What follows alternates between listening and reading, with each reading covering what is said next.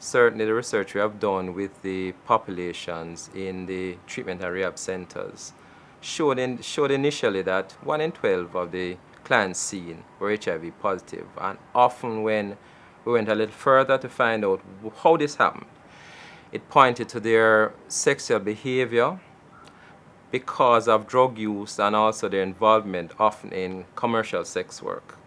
And therefore, they're exposing themselves to HIV/AIDS or the possibility of getting HIV/AIDS and other STIs. Among the homeless and substance users, women face unique challenges. Women are far less likely to seek treatment, and the difficulty of maintaining co-educational programs causes many facilities to shy away from treating women, leaving many women out in the street. There's no way for women to get help. Women have a whole lot of issues, and like you say, most times the men that they encounter in programs are the same men that they have had problems with on the outside. They probably have had, sell their bodies to them to support their habit.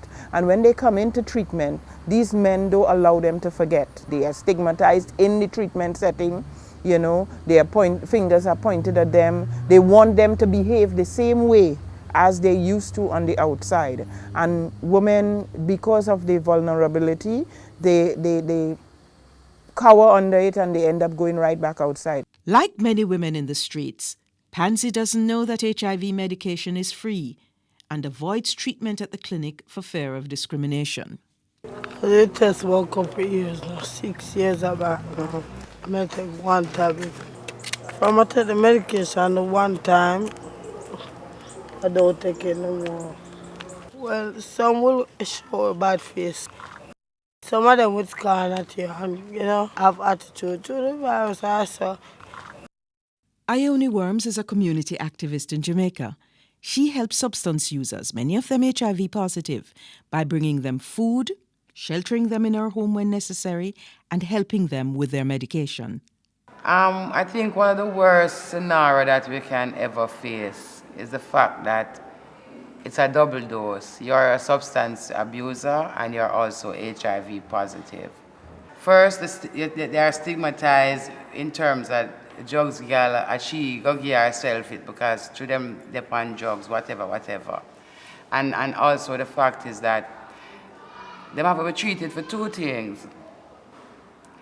Either when they be treated for the HIV virus or them substance use. I know alien, them no discriminate them. Them a human being, a somebody The truth is, it's easy for the homeless and substance users to fall through the cracks.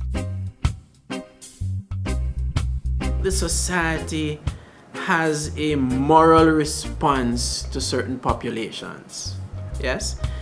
And at our core, it is morality and how we perceive this population through this moral lens that is interfering with us providing treatment for them or us allowing them to access treatment.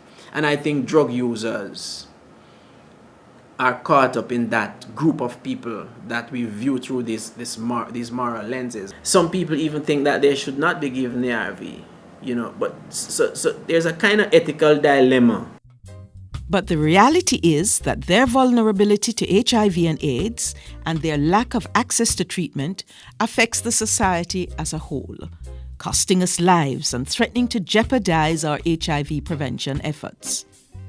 25 years into the HIV epidemic, no one has to die from AIDS. Yet across the Caribbean, people are dying because of lack of access to treatment. We have lost a lot of women to HIV and crack use who have died because they were on the street and because they weren't able to access treatment. We have lost our women because of the lack of support in many different areas. We have also lost some of our very skilled women to HIV and crack use.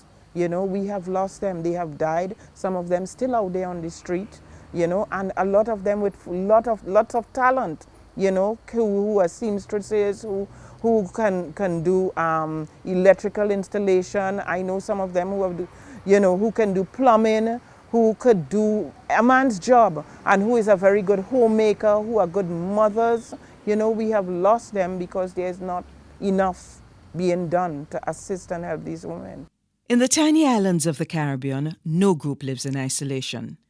And leaving HIV and AIDS untreated in one segment of the population exacerbates the already rising rates of infection. One of the ways our females on the street survive in particular is exchange of sex for favors, whatever those favors are, money or material or other material favors, and that's a fact. And so the people who are purchasing or, paying for the sex and the people who are selling it are exposed to all kinds of problems, one being HIV, AIDS. And the fact is, our street population is very vulnerable to HIV.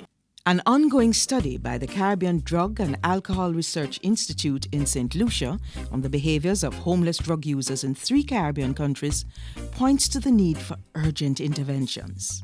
Homeless drug users have higher rates of HIV infection. They are less likely to take HIV tests or to seek treatment. 75% of women exchanged sex for money or drugs, and only 11% of women used condoms consistently. Like many women on the street, Pansy sells sex to get money to buy crack. Boy, I would give a blowjob I still have fuck.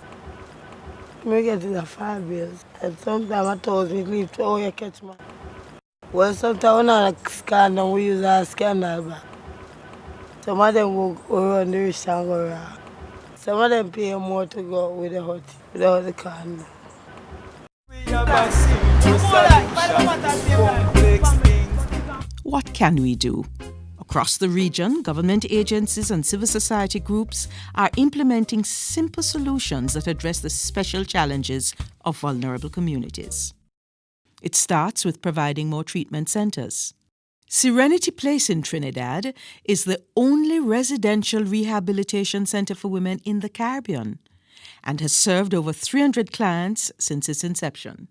As a non-government organization, Serenity Place, we provide residential care, treatment, and rehabilitation for female substance abusers. Well, Serenity Place is the only gender-specific